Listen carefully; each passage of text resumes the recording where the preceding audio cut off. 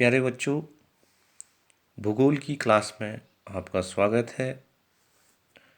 आज हम पढ़ेंगे भूगोल की कक्षा का पहला अध्याय है हमारा मानव भूगोल की प्रकृति एवं विषय क्षेत्र। बच्चों, सबसे पहले हम जानेंगे कि भूगोल में कक्षा 12 में भूगोल की 2 पुस्तकें हैं। नंबर 1 पुस्तक का नाम है हमारी मानव भूगोल के मूल सिद्धांत। नंबर 1 पुस्तक का नाम क्या है? मानव भूगोल के मूल सिद्धांत। और दूसरी पुस्तक का नाम है भारतीय लोक और अर्थव्यवस्था। दूसरी पुस्तक का नाम क्या है? भारतीय लोक और अर्थव्यवस्था। बच्चों, आज हम पढ़ेंगे कि मानव भूगोल में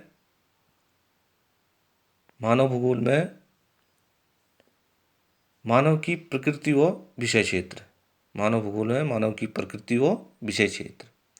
बच्चों, पहले हम ये जानते हैं कि भूगोल क्या होता है। सबसे पहले हम क्या जानेंगे? भूगोल क्या होता है।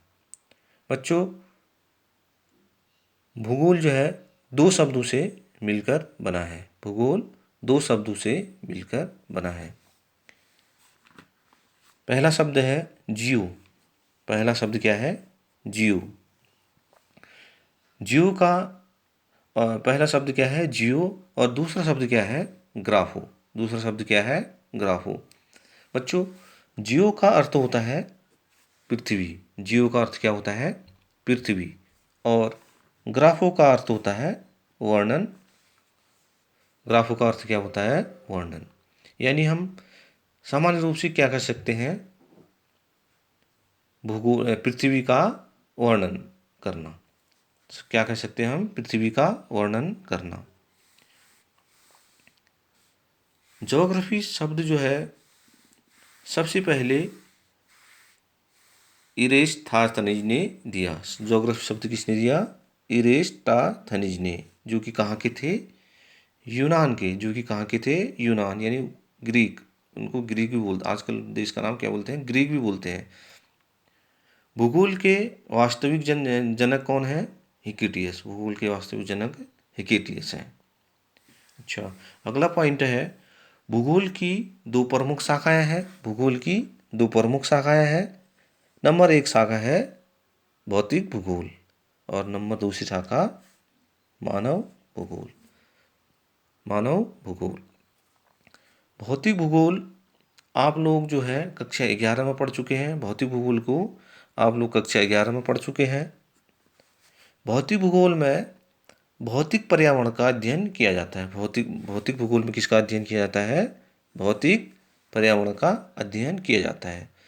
भौतिक पर्यावरण यानी प्रकृति, यानी जो प्रकृति ने हमें नेचुरल रूप से दी है, जो दी है हमको। जैसे क्या कह सकते हैं हम? मिट्टी होगी, जल हो गया, आकाश हो गया और अन्य चीज़ें। ठीक। तो अब बात आती है मानव भूगोल की दूसरी शाखा। मानव भूगोल की दूसरी शाखा। मानव भूगोल की दूसरी शाखा है भूगोल की दूसरी शाखा है मानव भूगोल। भूगोल की दूसरी शाखा क्या है? मानव भूगोल। मानव भूगोल का जो है अध्ययन 18वीं शताब्दी से स्टार्ट हो गया था। मानव भूगोल का अध्ययन जो है कब से स्टार्ट हो गया था? 18वीं सदी से। ठीक। आधुनिक मानव भूगोल के जनक जो हैं फ्रेडरिक रेडजल हैं। आधुनिक मानव भूगोल के जनक फ्रेडरिक रेडजल हैं। इनकी मुख्य पुस्तक का नाम क्या है? एंथ्रोपोजोग्राफी। इसकी मुख्य पुस्तक का नाम क्या है? एंथ्रोपोजोग्राफी। ये जो है फ्रेडरिक रेडजल जर्मनी के थे। फ्रेडरिक रेडजल कहाँ के थे? जर्मनी के। ठीक ठीक। अगला पॉइंट, मानव भूगोल में मानवीय क्रियाकलापों का अध्ययन किया जाता है। मानव भूगोल में मानवीय क्रियाकलापों का अध्ययन किया जाता है जो हमें प्रकृति ने नेचुरल रूप में दी है। जो हमें प्रकृति ने नेचुरल रूप में दी है, उनका अध्ययन मानव अपने हिसाब से, अपने टेक्नोलॉजी के माध्यम से अध्ययन करता है। ठीक। जैसे प्रकृति ने हमें मिट्टी दी, प्रकृति ने हमें क्या दी? मिट्टी। उसका मानव ने अपने दिमाग से घरों को बनाने के लिए ईंटें तैयार कर ली। मानव ने क्या किया? ईंटें तैयार कर ली। प्रकृति ने हमें पृथ्वी दी, उसमें सड़क रेल मार्ग जो है मानव ने बनाया, गाड़ियां मानव ने बनाई। मानव भूगोल में प्रकृति और मानव के अध्ययन पर बल दिया जाता है। मानव भूगोल में प्रकृति और मानव के अध्ययन पर बल दिया जाता है। अच्छा, अगला पॉइंट है बच्चों, मानव भूगोल का वर्णन। मानव भूगोल का वर्णन। मानव भूगोल में भौतिक और मानवीय दोनों परिघटनाओं का वर्णन मानव शरीर रचना विज्ञान से प्रतीकों का प्रयोग करते हुए रूपकों के रूप में किया जाता है। प्रतीकों का प्रयोग करते हुए रूपकों के रूप में किया जाता है। जैसे प्रकृति से जोड़कर मानव शरीर का अध्ययन किया जाता है। प्रकृति से जोड़कर मानव शरीर का अध्ययन किया जाता है। जैसे हम जो है सामान्यतः हम सामान्यतः पृथ्वी को रूप से लेते हैं, पृथ्वी को मानव रूप से लेते हैं, पृथ्वी को मानव रूप से लेते हैं। तूफान को किससे लेते हैं? आँख से। और नदी को मुख से लेते हैं। हिम नदी को प्रोत यानी नासिका से। और जलडमरू मध्य को ग्रीवा यानी गर्दन से लेते हैं। मृदा को जो है परिच्छेदिका के वर्णन से करते हैं। मृदा को किससे करते हैं? परिच्छेदिका के वर्णन से करते हैं। इसी प्रकार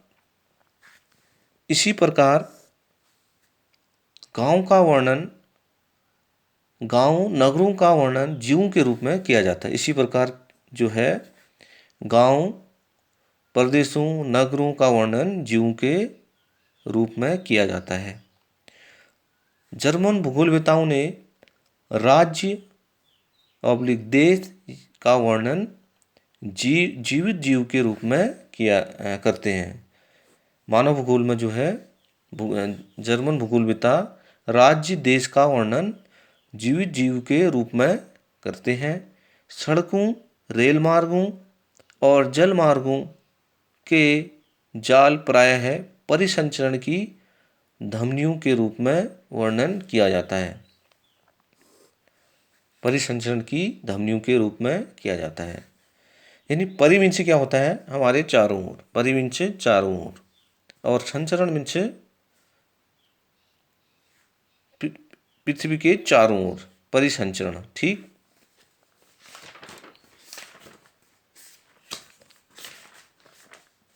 बच्चों, अगला पॉइंट है हमारा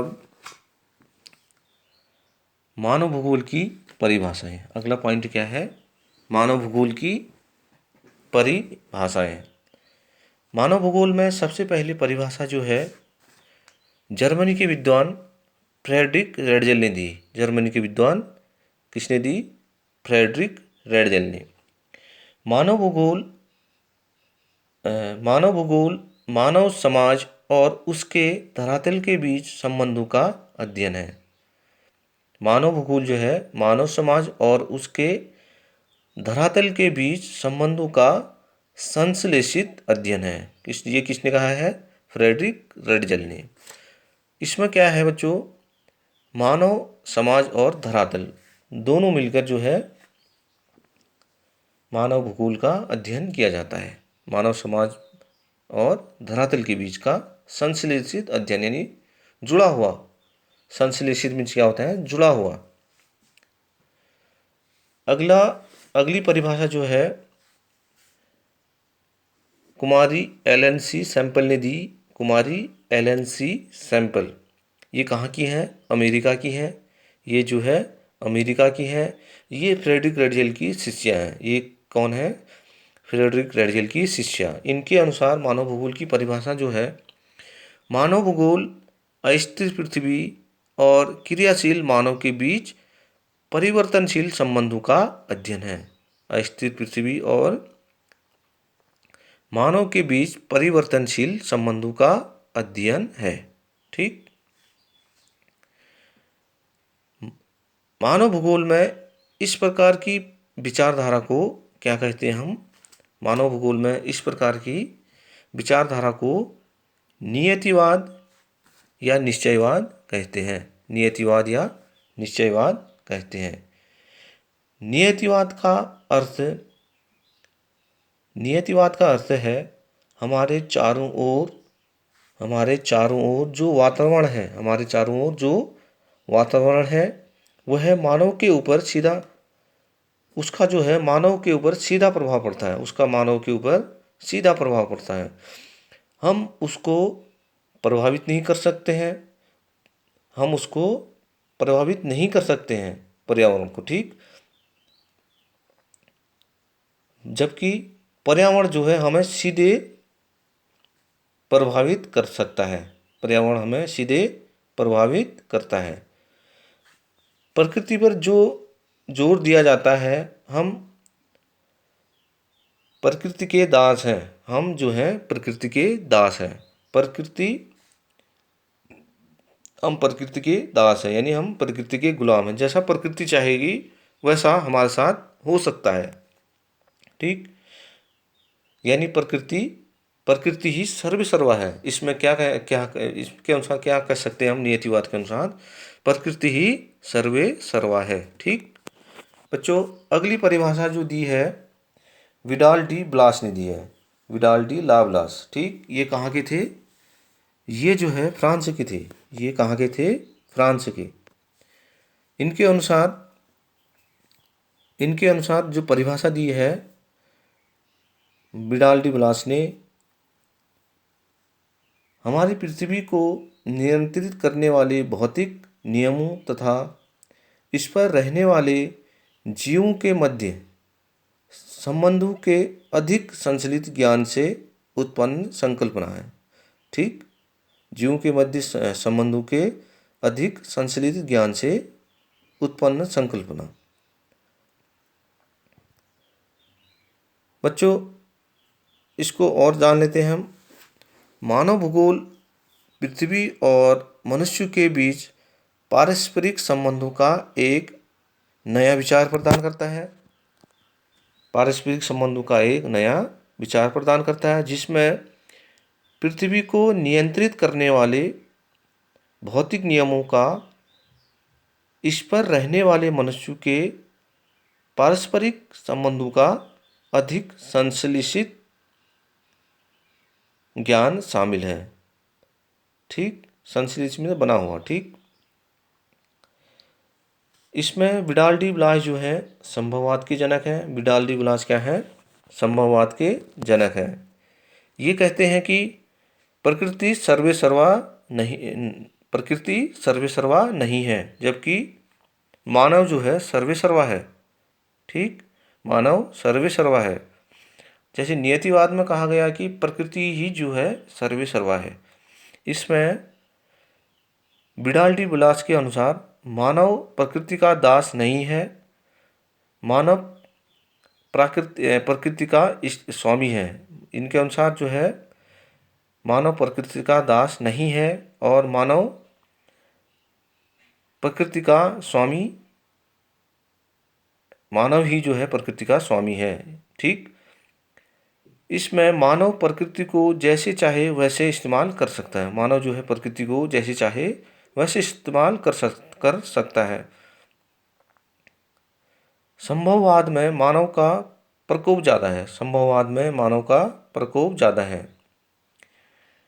फिर ऐसे ही आगे जो है एक हमारे विद्वान हैं ग्रिफिथ टेलर। ये कहाँ के हैं? अमेरिका के।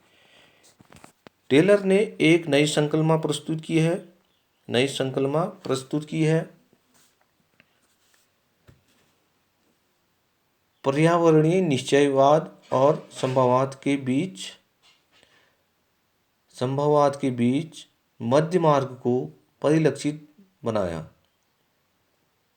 टेलर ने जो है पर्यावरणीय निश्चयवाद और संभववाद के बीच मध्य मार्ग को परिलक्षित बनाया। उन्होंने इस नव निश्चयवाद अथवा रुको और जाओ निश्चयवाद का नाम दिया। उन्होंने क्या दिया? रुको और जाओ निश्चयवाद सिद्धांत का नाम दिया। ठीक, इसमें उन्होंने कहा न न तो प्रकृति का दास है, न तो मानव प्रकृति का दास है और ना ही स्वामी है।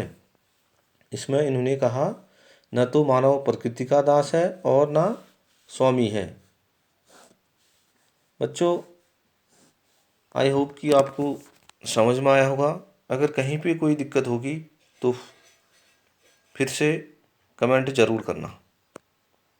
ओके, आगे की क्लास फिर देखते हैं आगे को।